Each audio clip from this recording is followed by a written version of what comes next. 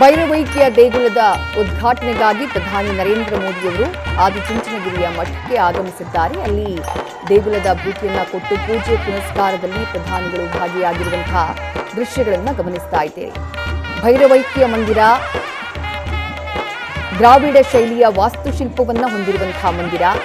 ಆದಿಚುಂಚನಗಿರಿ ಮಠದ 71ನೇ ಪೀಠಾಧಿಪತಿ ಶ್ರೀ ಬಾಲಗಂಗಾಧರನಾಥ ಸ್ವಾಮೀಜಿಯವರು ಐಕ್ಯಗೊಂಡಂತಹ ಸ್ಥಳದಲ್ಲಿ ನಿರ್ಮಾಣ ಮಾಡಲಾಗಿರುವಂತಹ ಸ್ಮಾರಕ ಈ ಭೈರವೈಕ್ಯ ಮಂದಿರ.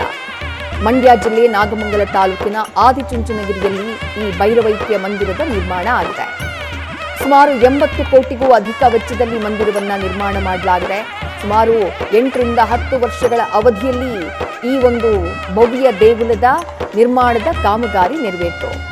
ಆದಿಚುಂಚನಗಿರಿ ಮಹಾಸಂಸ್ಥಾನದ ಬಾಲಗಂಗಾಧರನಾಥ ಸ್ವಾಮೀಜಿಯವರ ಐಕ್ಯ ಸ್ಥಳ ಅಥವಾ ಗದ್ದುಗೆ ಇದಾಗಿರುವುದರಿಂದ ಭಕ್ತರಿಗೆ ಇದು ಅತ್ಯಂತ ಪವಿತ್ರವಾದಂತಹ ಸ್ಥಳ.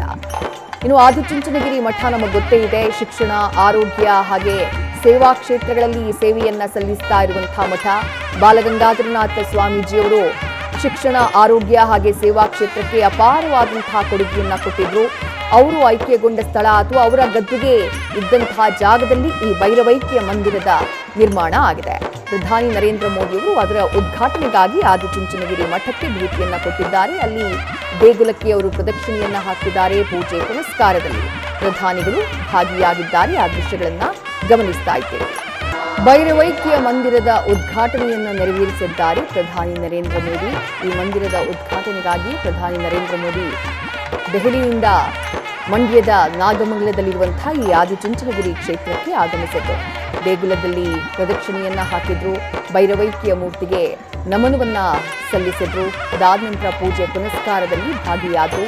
ಮಂದಿರದ ಉದ್ಘಾಟನೆಯನ್ನ ನೆರವೇರಿಸಿದ್ದಾರೆ ಪ್ರಧಾನಿ ನರೇಂದ್ರ ಮೋದಿ. ಆ ಮಂದಿರದ ವಿಹಂಗಮ ನೋಟಗಳನ್ನು ಕೂಡ ಗಮನಿಸಿದ್ವಿ. ಕಳೆದ 10 ವರ್ಷಗಳ ಹಿಂದೆ ಈ ದೇಗುಲ ನಿರ್ಮಾಣಕ್ಕೆ ಶಂಕುಸ್ಥಾಪನೆಯನ್ನ ನೆರವೇರಿಸಲಾಗಿತ್ತು. ದ್ರಾವಿಡ ಶೈಲಿಯಲ್ಲಿ ಈ ದೇಗುಲದ ವಾಸ್ತುಶಿಲ್ಪ ಇದೆ. ಬಿಳಿ ಹಾಗೆ ಕೆಂಪು ಬಣ್ಣದ ಕಲ್ಲುಗಳನ್ನು ಬಳಸಿ ಈ ದೇಗುಲವನ್ನ ನಿರ್ಮಾಣ ಮಾಡಲಾಗಿದೆ.